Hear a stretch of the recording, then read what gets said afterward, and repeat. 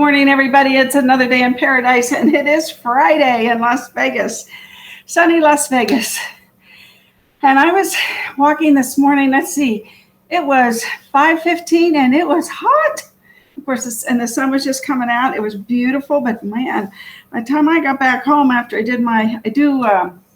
I walk real fast, and then I'll run like for 30 seconds or a minute, or if I'm going up a little grade, I'll run up the grade. And my running is not like you're thinking, I'm like just maybe fast jogging. Anyway, it was, man, I was like sweating for the first time this year. Yeah, that was something.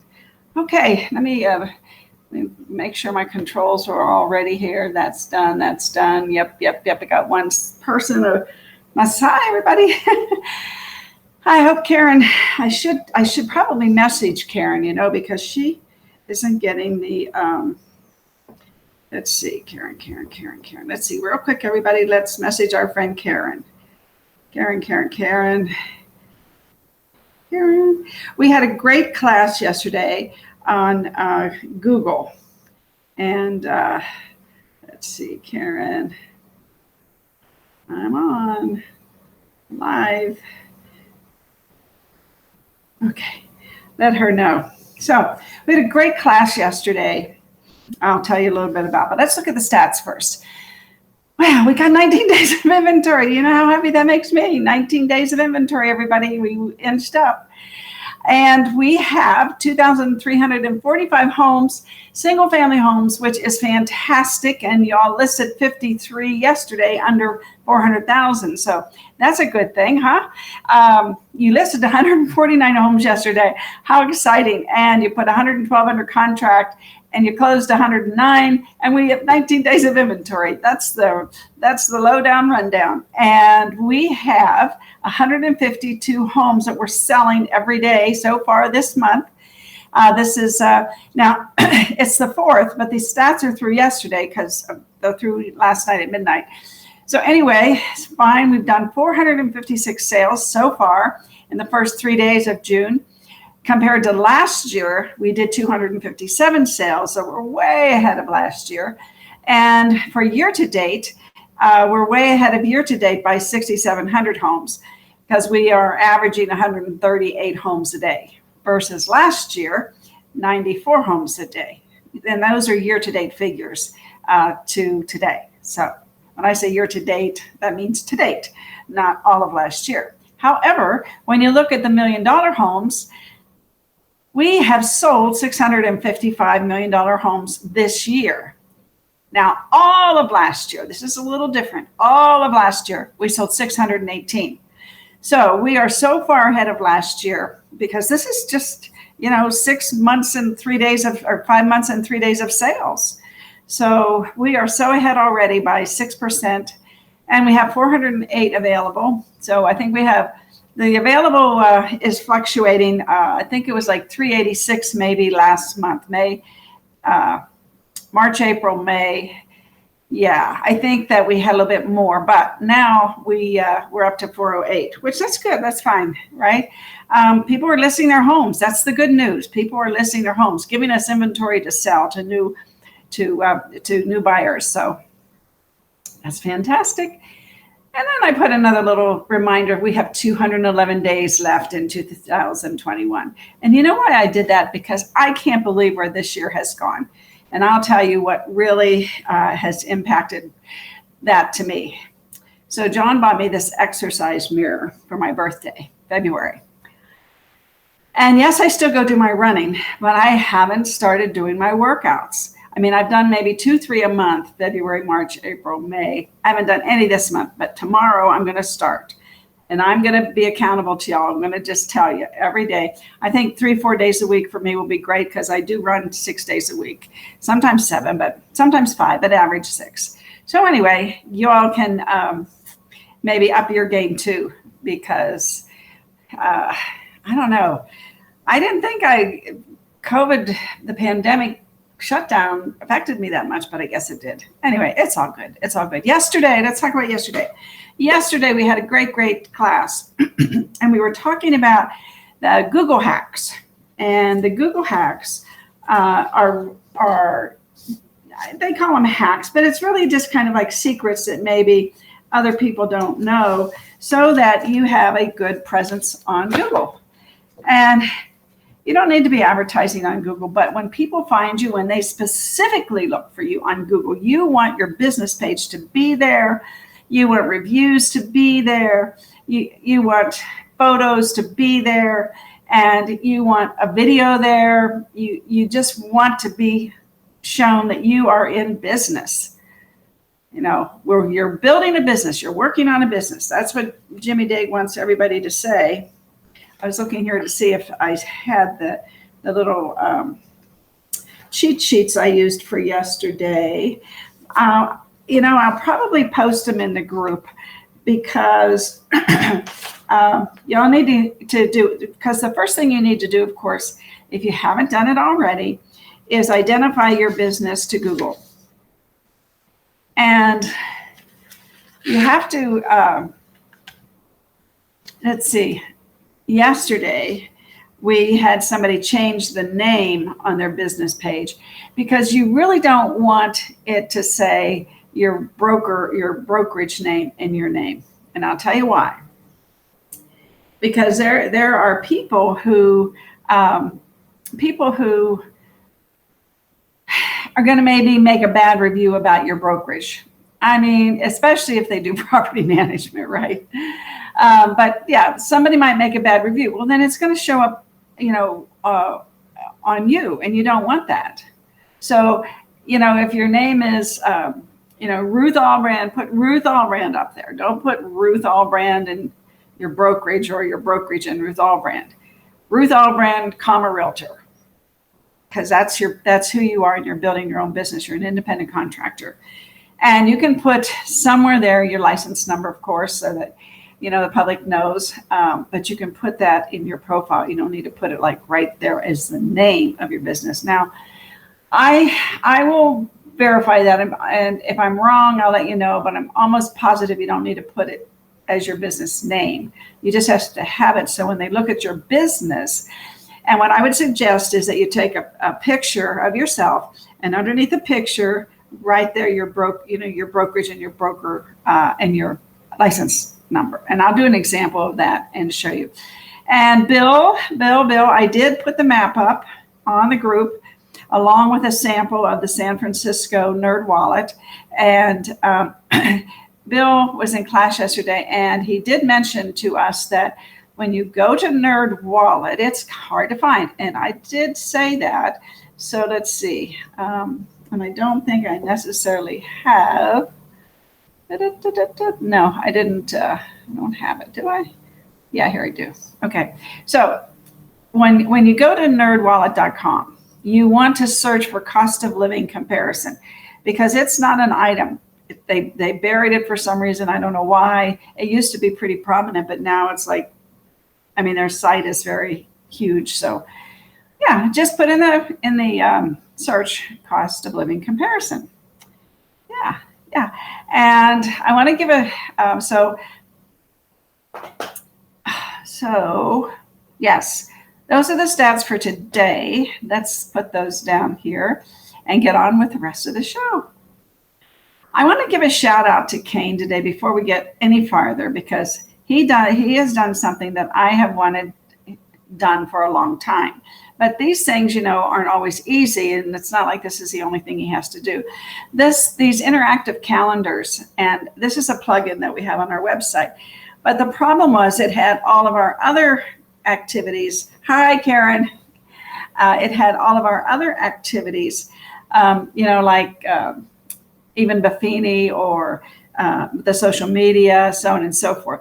So we did a calendar just for CE, because when people would go there, it was confusing. And now when you go to be.vegas, you're just going to get this. And Monday we have a class. Do you work for your client? You'll see it right there to sign up. And then Thursday we have another one. The you know, do you speak investor? And then next week we have cybersecurity. I'm sorry. In 2 weeks we have cybersecurity, and then we have ethics. Then the next week we have law with JC Melvin, and then we have contracts, and then we have broker management, pay attention or pay. So lots of exciting classes, lots of things going on in our world. And hopefully you all take advantage of this. You can Zoom or come to the classroom. If you come from 10 to 1, you get a free lunch. If we have a 2 to 5 class, we have a happy hour, basically, hors d'oeuvres and refreshments of all kinds. All righty, so that's a little bit of housekeeping there I wanted to show everybody. And here's the difference. Let me just show you the difference real quick, if you don't know what I'm talking about. See, we had all this other stuff like my live show and when the room was reserved and Buffini over here and the social media. So now we have 3 calendars so that people, I can direct them when I do my emails and everything to go to the right place and not be confused. So I was really happy about that. Let's see, today we are going to talk about branding. So I'm going to slide over here to my handy dandy. Oh, here we go, folks. I know, I get nervous. This is, I'm going to share my screen, and I'm also going to go here. Oh, please. You know me, I always have to make sure I'm doing it right. Or Facebook and Be Live and me are doing it right, because sometimes it's not always that easy. So hang on. We're going somewhere here, as John always says. Okay, here we go. Okay, so when I look down there and I can see that I'm looking down. That's not good. All right. Okay, so I think I have to solo this. And let's see if I can still hear myself. I can see that I'm looking down. That's not good. All right. Okay, so I think I have to solo this. Let's see if I can still hear myself. Can you hear me? I'm listening. Can you hear me? Can you hear me? I'm listening. Okay, I think you can. I know you guys. You know. I know. I'm not a wizard, but whatever. We make it right. Okay, so let's get started here. Let me start here from the beginning. Okay, so we're going to start from the beginning. I know you can hear me now. And Kane always says I need 2 screens. Well, I keep saying yes, I do, and anyway, I don't have them. So here we go. Branding. Here we go. Okay, so there's 7 crucial questions to define your personal brand. So the benefits of having a strong personal brand are obvious, right? The benefits are that people trust you from the start. They actually call you. There's less friction during the process, and that list goes on. So those are the benefits of having a strong personal brand. And basically, a well-established brand makes everything easier. Well, there's 7 questions we're going to go through so that you can differentiate yourself from the competition. And the very first question is this: who are your clients? Who are your prospects? And who are your leads? Now, yesterday we talked about impressions. Those are just people that have eyes on your content. Inquiries are people that respond to an offer. And then a prospect is a captured email and phone number. So I'm saying, okay, who are your clients? You know, your clients are somebody that you've done business with. Your prospects are people who you've captured their email and their phone number. And your leads are qualified opportunities. So those are people that I call your farm. Those are people that you know something about, you can relate to, you can knock on their door, you can actually communicate with them. So those, you have to differentiate those in your CRM. If you use the Agent Formula CRM, you can put those in groups. If you're using Buffini, you can put them like A, B, C, D, and you can even name them. Also, you can name your different contacts that you upload into Buffini. So if you're not starting from the perspective of who you want to serve, you're already off the track.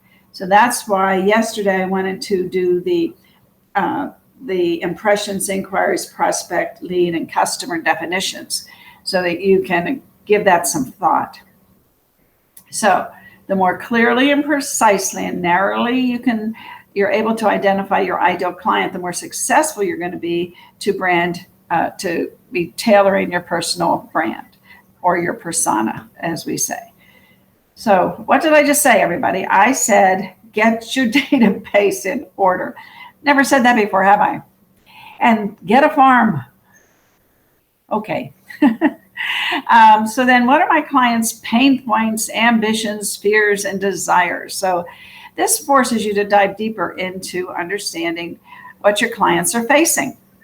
And that's why we say, call your clients, email your clients, ask them, text them, ask them, how has the pandemic affected how you feel about your home? And having that voice of the customer data can play a huge role in gaining empathy for their position and seeing things from their point of view. We know it from our point of view, right? It's a crazy market. We're low on inventory. We're having to do multiple. That's our point of view. But their point of view is different. So you can frame your brand around solutions for them and actually what they need and want. That's very important in brand building. And then how can you help them get what they want? This is question number 3. So your brand consists of more than a personal logo and a color scheme, right? It has to include how you do things and how you communicate your difference to consumers. So what that means in my, if I had to rephrase it, do you want to have your location different all the time? Do you want to be standing in front of a house that's on the market or one that you just sold perhaps, or walk through a neighborhood that's your farm? What is your personal logo? And logo, I'm not talking about, the little bee like's in the corner of my screen here. I'm talking about your personal background and your color scheme. What are you going to wear? Now, y'all have seen my entire wardrobe. I don't have a lot of clothes. I don't want a lot of clothes. It's too many decisions to make for me. So you have to get over that. Because I know, people say, well, I just wore that yesterday. Well, I'll tell you this, Katie Lance, one of my mentors, she'll batch her videos. And you'll see every week for the 1 month, she'll have the same thing on. Well, that's because she did them all on the same day. And she says, I'm not going to go change my clothes. Who cares?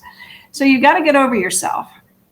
And then, so that's important. Your style, what you want to, like today I've got this beautiful home behind me that was just sold, in this neighborhood, yada, yada, yada. And these people have found a wonderful new home up at Reverence or whatever the story is to say people are selling homes. People are finding homes to buy. And you can help them do that, right? Just because you're showing them that it can be done. So if your research tells you that consumers want a smoother real estate experience, then figure it out. And that's why we talked about the circle prospecting. And when you circle prospect, sometimes the first thing you want to do is say, I just want to see if you want to list your home while the prices, while you gain so much equity. But I think that maybe we need to find out where you want to move to first before we worry about selling your home, because if you don't have any place to move to, then what are you going to do? And I think that people are just going to really be all over that, because how many people are going to say that? Most people would, okay, you want to sell your home? No, that's not how you started out. You started out from their perspective. Okay. And so what barriers in the process can you remove? So what common pitfalls can you handle proactively to deliver a seamless experience? So devote sufficient time and energy to answering that question, because when you do it right, people will love what you do and tell everyone they know about you. So what's this question now? What common pitfalls can you handle proactively to deliver a seamless experience? And I just gave you the example. Gee, the equity in your home has skyrocketed over the past several years. And I just wanted to know, if you were thinking of perhaps moving and where you might want to move to. and I might be able to help you find a home. And, because that's what they're worried about. They want to know where they're going to move. All righty, let's go. Next question. So it's time to look inward. Who am I? Okay, so we just looked at the consumers. Now we're going to talk about you. So what's unique, quirky, or interesting, or meaningful about you? Do you have a history? Do you have a history of what you did before you became a realtor? What are your attributes? Do you have anything special that you want to tell them? Do you have, qualifications, like you took the certified residential specialist designation? And so there's a tendency among bad real estate marketing for everyone to try to look like everyone else. Okay. And in reality, it should be just the opposite, to differentiate you based on the unique qualities that make you you. That's what branding is. So you need to embrace your individuality. Tell your story. Don't be afraid to reveal some of the human elements that have shaped you into the person that you are today. That's a mouthful, huh? But it's true. What is your story? I see Erin Mills talking about her family, her customers, her testimonials. She's just a ball of fire, and so that's what she's letting everybody know. And so you should do the same thing. Like, oh, I just started farming this great neighborhood, or I'm still farming this neighborhood and I'm meeting so many nice people. That's telling people that you like people, right?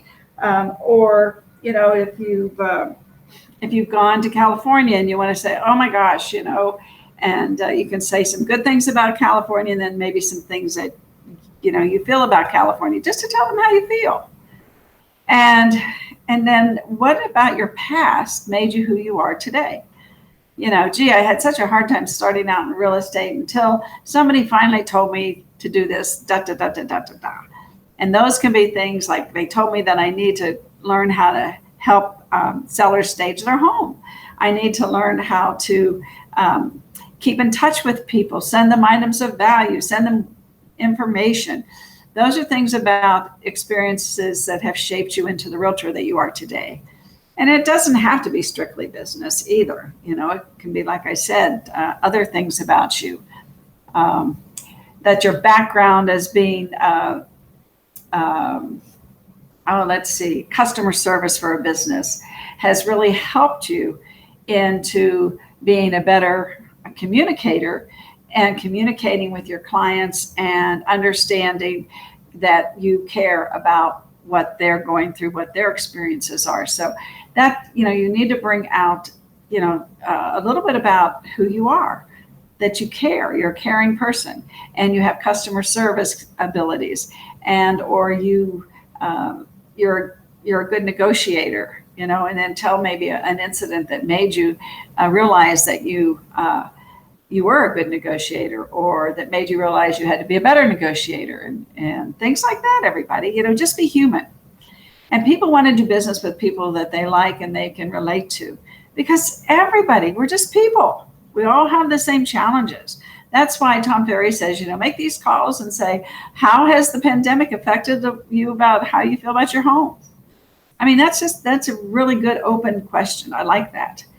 And the other thing here, review your hobbies. I was telling somebody the other day that our previous brokers, two of our previous brokers actually, got into golf and started getting their real estate business off the golf course, because people related to them playing golf, right?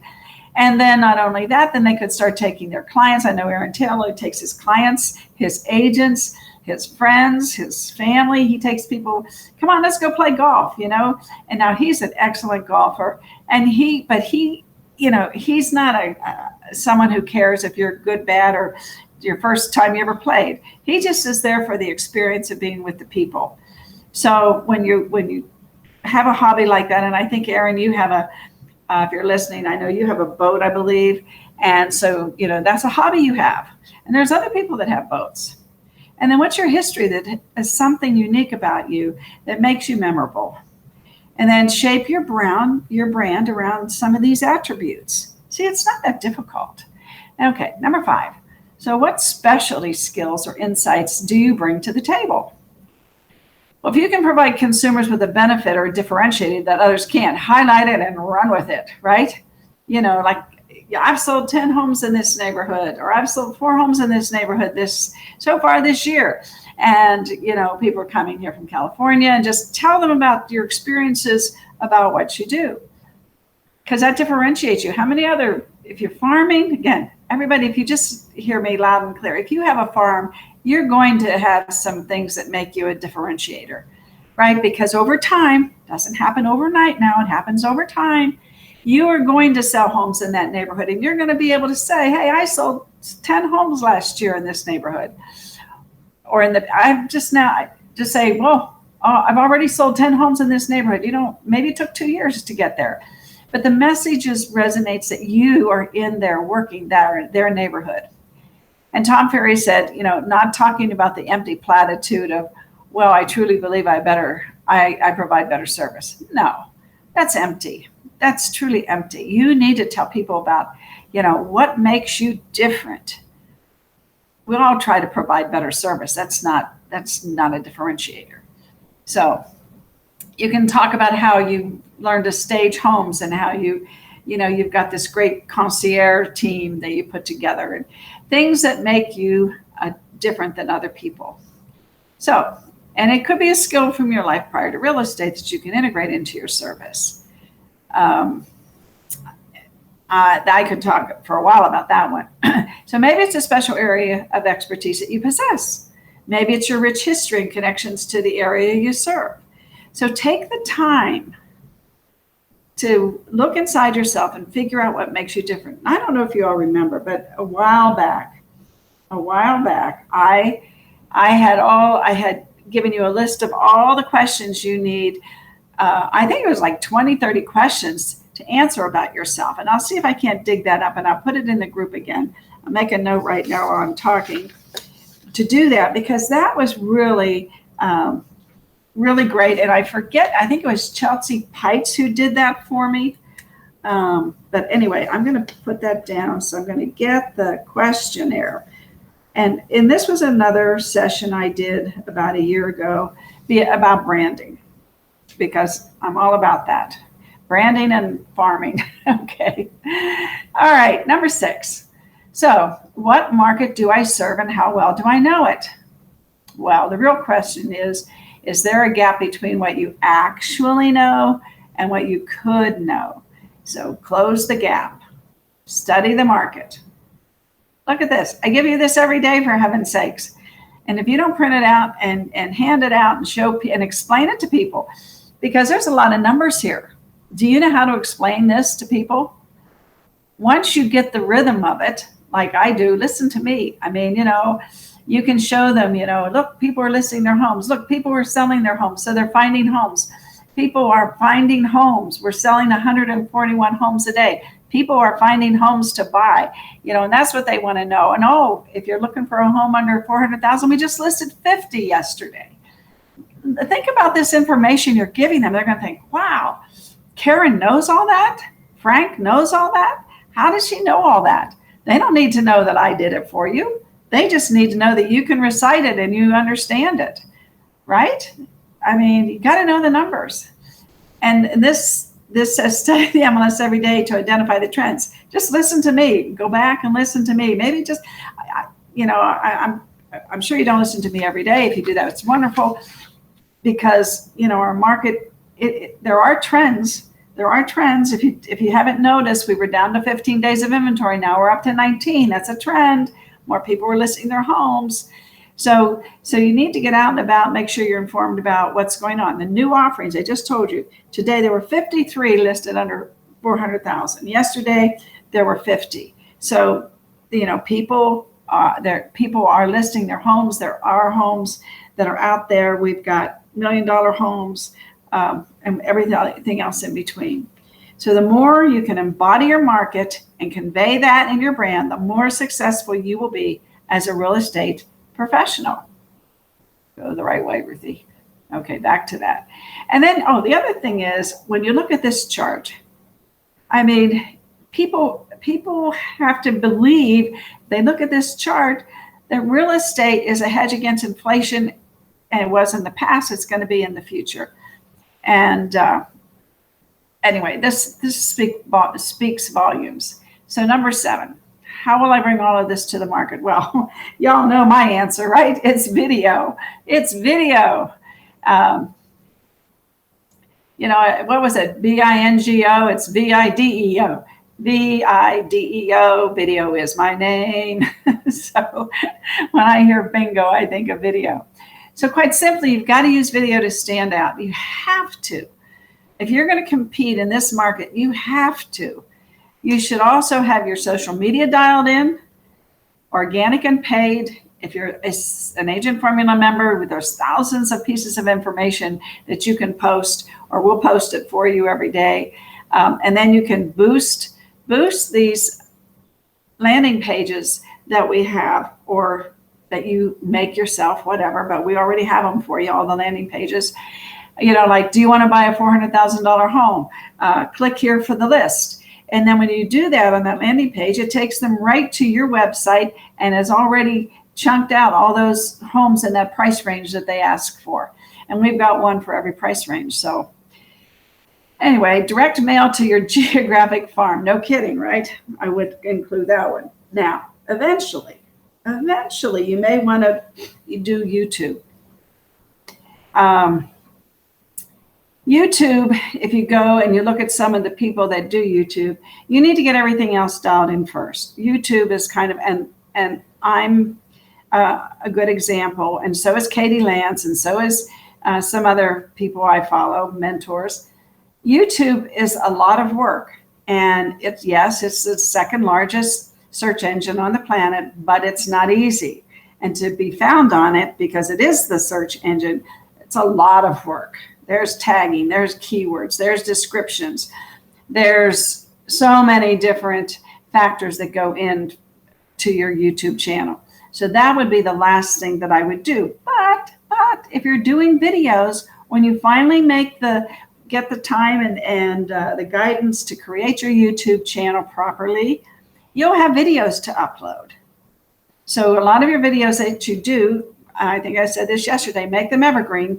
You know, don't always say the date or the time. Just say, gee, we're having low inventory, and make that a video. And then make a video about other things too, so that all your videos aren't time sensitive.